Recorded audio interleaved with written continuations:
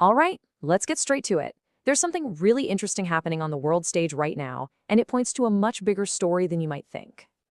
You've probably seen the headlines. Gold is smashing records, silver's hitting a 13-year high.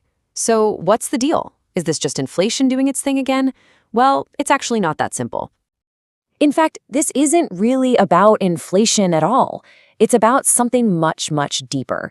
It's about a fundamental shift in the world's trust. Specifically, its trust in America.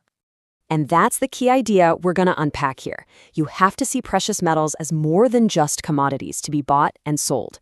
Think of them as a barometer for global trust. And right now, that barometer is signaling a major storm for the United States.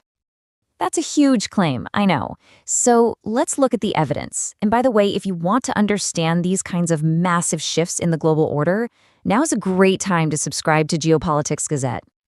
Okay, first up, the foundation, the U.S. economy. Because at the end of the day, global power is built on economic stability. And lately, that foundation has been showing some pretty serious cracks.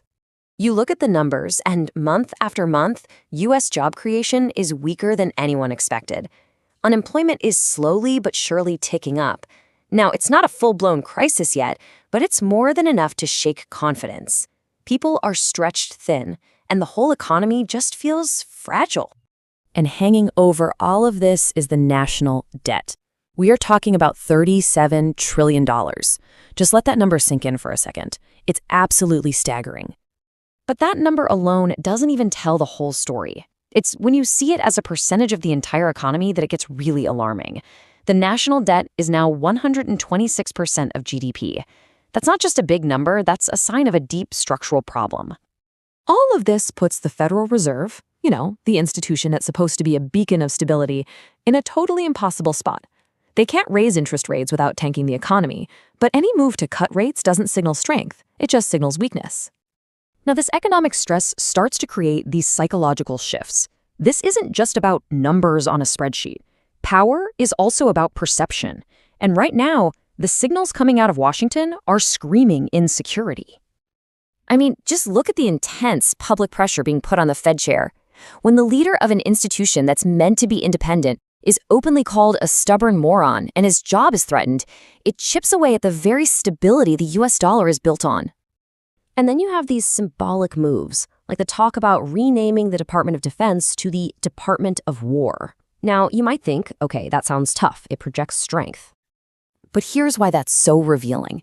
If you look back through history, the truly strong empires don't have to shout about how tough they are. They just are. It's the powers that are worried they're losing their edge that start leaning on big, dramatic gestures. Think about the Roman Empire in its final days. The rhetoric got louder as the empire got smaller. And this feeling of insecurity at home, it's being reflected perfectly on the global stage. The era where the US just dictated the terms and everyone else fell in line, that's over. We are living in a multipolar world now, and the proof is everywhere. Just look at this pattern. India completely ignores US pressure about buying Russian oil. Japan quietly gets tariff breaks because Washington can't risk alienating an ally.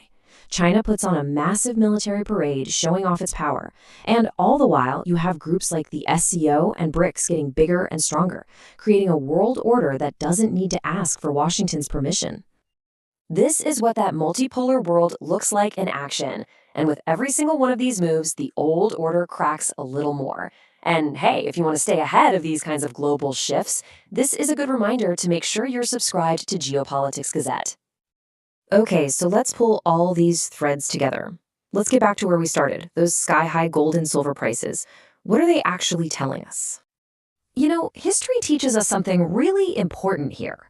Great powers almost never collapse in one big, dramatic moment.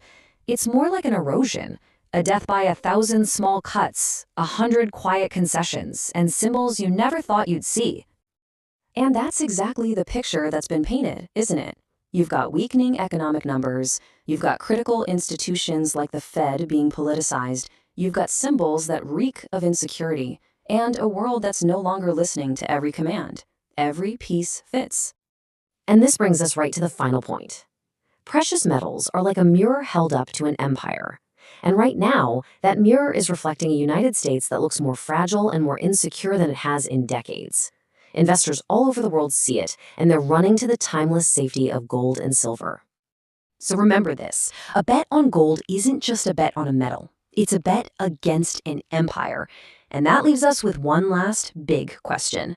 Looking at the world today, who's winning that bet? I hope that helps connect the dots on what's really happening out there.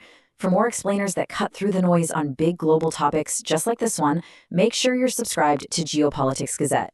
Thanks for watching.